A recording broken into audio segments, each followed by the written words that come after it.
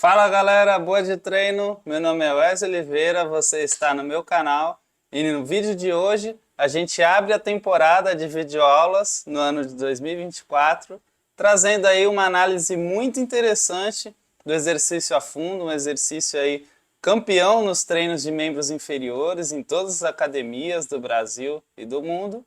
E hoje a gente vai comentar uma análise bem interessante que foi feita aí recentemente no artigo publicado no final do ano passado, 2023, um artigo publicado por um grupo de pesquisadores chineses. Mas antes da gente começar a aula de hoje, já deixa aí o seu like, faz também a inscrição no canal, que tudo isso ajuda a gente a crescer, ajuda a gente a alcançar mais pessoas e assim também você não perde as próximas atualizações. Bom, então vamos dar uma olhada aqui melhor no que esses chineses trouxeram aí de informações sobre o exercício a fundo. Então, primeiro, vamos só dar uma lembrada aqui nas características principais do exercício a fundo, né? Então, a fundo nada mais é que um agachamento feito com a base de apoio, priorizando ali o esforço na perna que está à frente. Então, você basicamente tutorial do afundo. Posiciona as pernas na distância do quadril, daí você deixa uma perna à frente, coloca a outra perna atrás, posicionando mais aqui, ó, como está mostrando na imagem, na ponta do pé. Essa perna de trás serve mais como uma base de apoio para não perder o equilíbrio e direcionar o movimento, e aí a gente concentra o esforço na perna da frente, né? Então aqui a gente tem principalmente as articulações do quadril, do joelho e do tornozelo, né? Todas aí dos membros inferiores sendo mais solicitadas. E esse exercício ele trabalha de forma geral os músculos dos membros inferiores. Mas quando a gente olha aí nos treinos de musculação, geralmente o afundo ele é mais prescrito nos dias de glúteo e também nos dias de treino de frente de coxa. Então é um exercício que ele é muito utilizado para trabalhar esses grupos musculares. Essa aqui é a versão analisada no estudo, é a versão do afundo tradicional, onde você mantém a base de apoio, faz os movimentos aqui, desce e sobe, né, direcionando esse joelho aqui da perna de trás para o chão e concentrando a força na perna da frente. E você completa ali as repetições que você for fazer, sempre para o mesmo lado, né, sem deslocar o corpo para frente ou para trás. E depois você troca de perna. A gente tem outras variações do afundo também aí bem praticadas. A gente tem o recuo, que é o afundo feito com uma passada para trás. A gente tem o avanço, que é o afundo feito com a passada para frente. A gente tem também o exercício de passada, que vem ficando aí muito popular também nas academias, que é o afundo que você faz deslocando para frente e continuando o deslocamento, né, alternando as pernas, né? É um exercício aí que às vezes é usado para finalização de treino de membros inferiores, ou é usado quando você não tem peso extra disponível e quer dar um esforço extra nas pernas, ou para os mais condicionados, às vezes é até usado como cardio também, porque ele acelera bastante a frequência cardíaca. Então, o que os pesquisadores quiseram ver aqui? No caso, pegaram o exercício a fundo, que é esse sem deslocamento, e aí eles testaram se a posição dos pés, ou seja, se o afastamento da base de apoio, se ele mudava alguma coisa no exercício, tanto na parte de ativação muscular, né?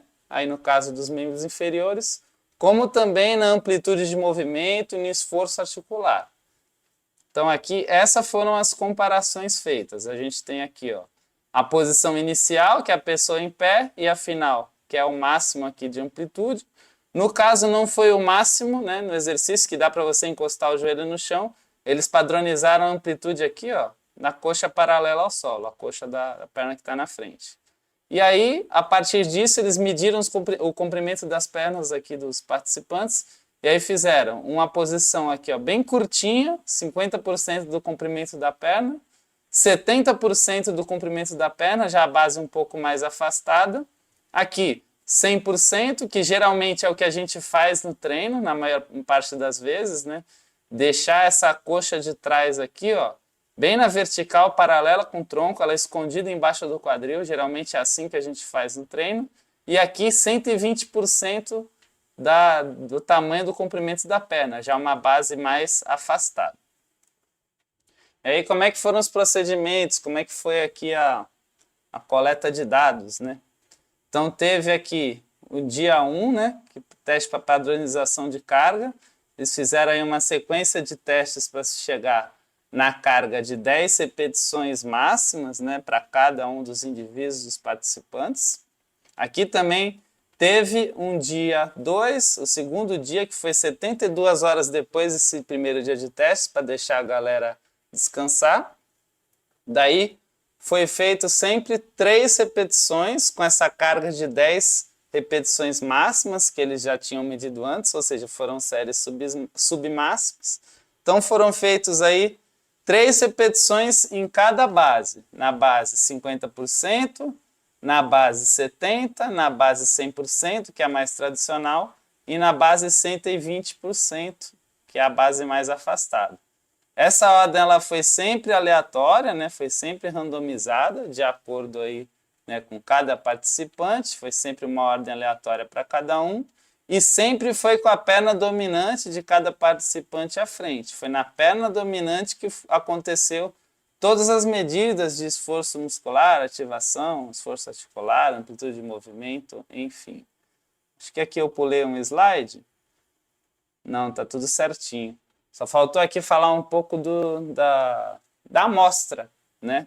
Então eles fizeram essa amostra aí com homens, né, saudáveis, homens já treinados, acostumados a fazer esse exercício de afundo, homens jovens ali na casa dos 24 anos de idade, e daí foram feitas uma série de avaliações, né, tanto cinéticas ali para medir a força de reação contra o solo, né, quando se aplica ali a força do peso das pernas, o peso do corpo como um todo contra o solo.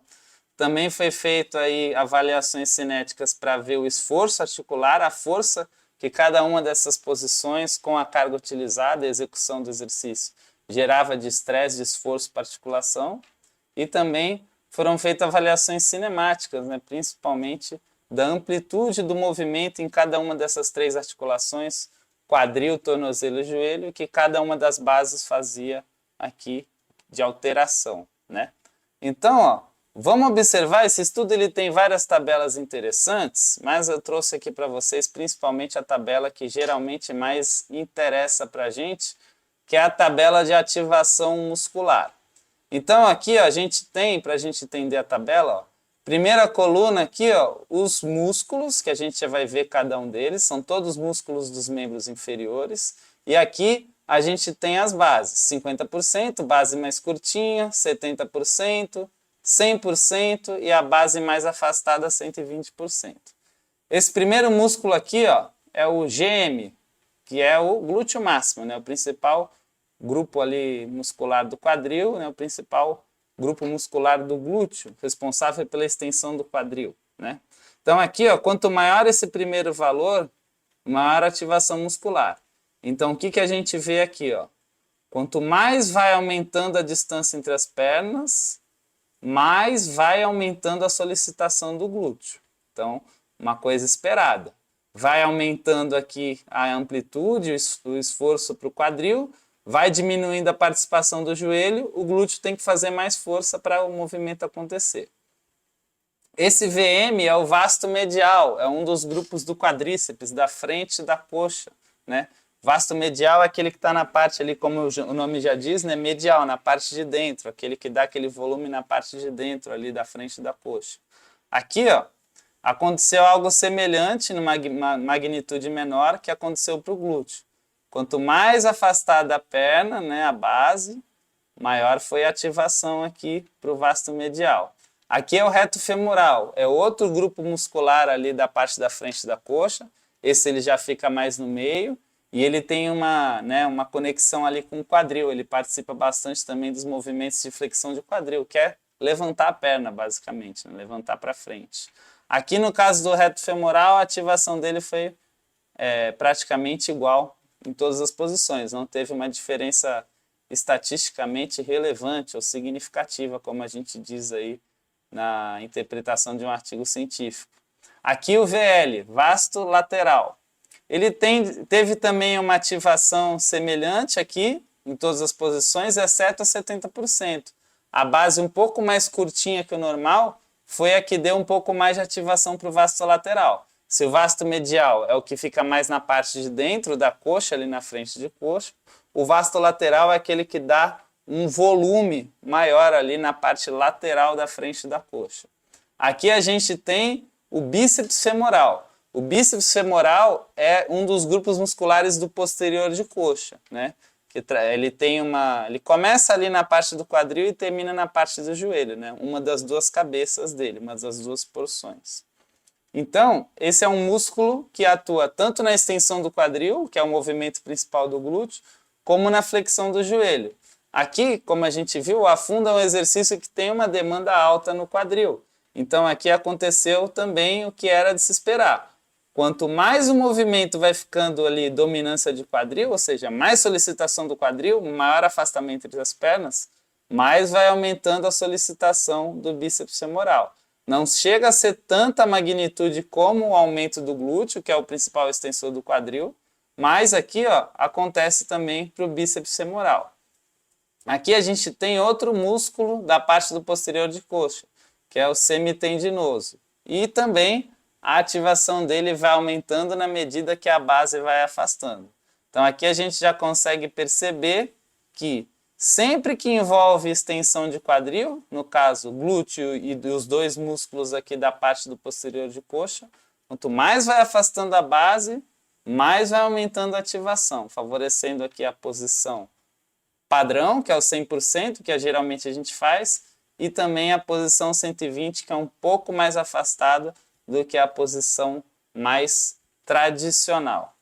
Aqui também teve uma análise, né, dos músculos da panturrilha, parte do gastrocnêmio, que é o principal músculo da panturrilha, medial e lateral, seguindo o mesmo padrão da distribuição anatômica ali que eu expliquei na coxa, né, parte de dentro e parte de fora da panturrilha.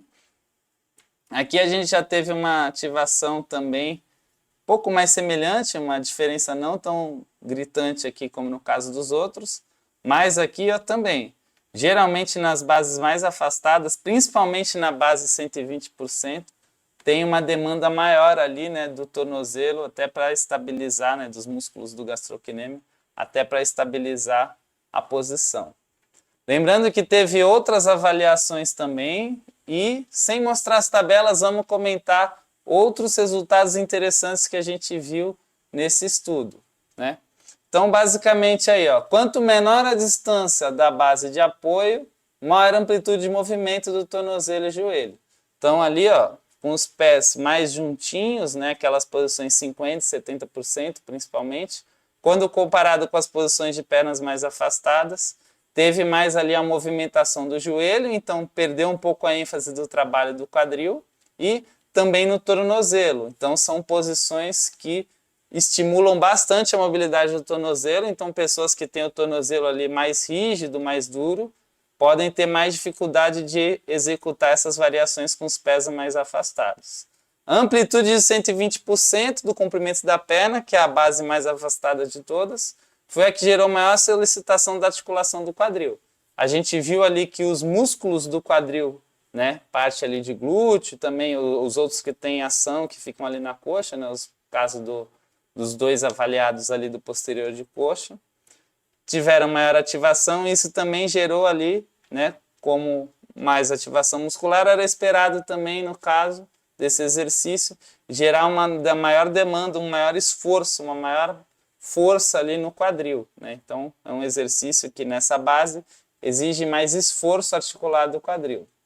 E aqui outro dado interessante, que o maior afastamento dos pés, menor solicitação da articulação do joelho. Então na posição 70% foi onde teve ali mais solicitação, mais esforço articular no joelho. Caso se pensar na aplicação dessa base ali, às vezes uma pessoa que está com dor no joelho, talvez essa base pode ser um pouco mais arriscada. Claro que cada caso é um caso, mas aí está dizendo, né? foi a base que teve maior solicitação da articulação do joelho, e também a gente viu que para um dos músculos ali da frente de coxa, se eu não me engano, vasta lateral, foi também a base que produziu mais ativação muscular. Então, de forma geral, o que a gente viu aqui como principal resultado?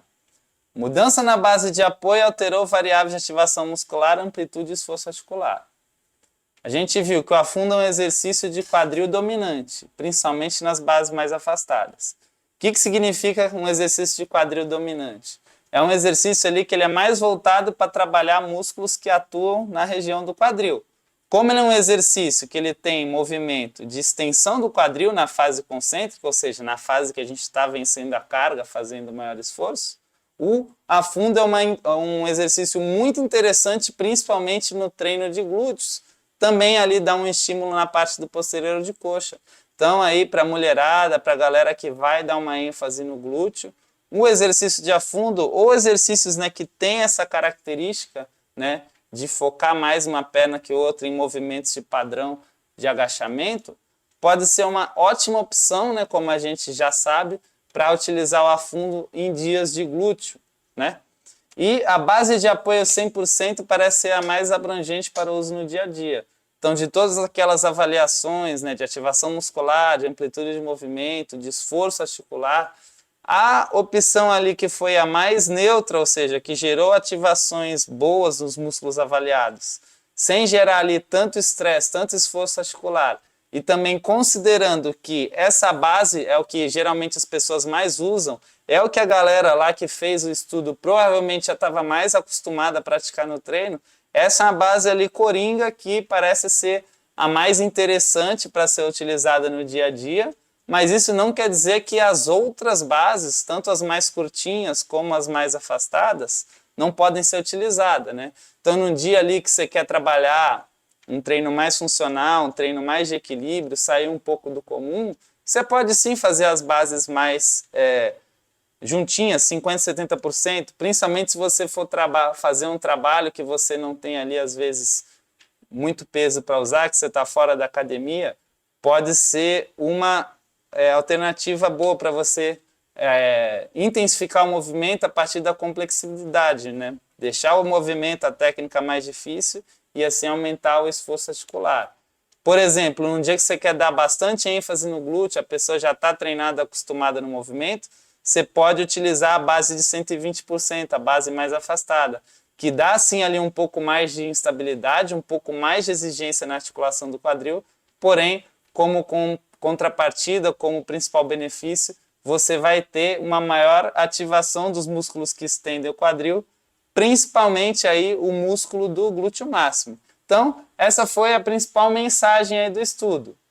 Afundo, ótimo para ser usado no treino de glúteo, e se você mexer na base, na distância entre as pernas, você também mexe aí na ativação muscular e nas características articulares para as articulações do membro inferior com esse exercício. Então é isso aí, galera. Se você gostou do vídeo, não esquece, deixa seu like, faz inscrição no canal e também, se você quer treinar comigo, já tirar o seu projeto fitness do papel aí para 2024, ter seus resultados, já começar o ano a 1000 nos treinos, vai aqui na descrição, tem lá os links para você entrar na consultoria Projeto 12, você pode mandar um e-mail também para a gente conversar sobre isso. E é isso aí. A gente se vê no próximo vídeo, quarta que vem tem mais. Valeu!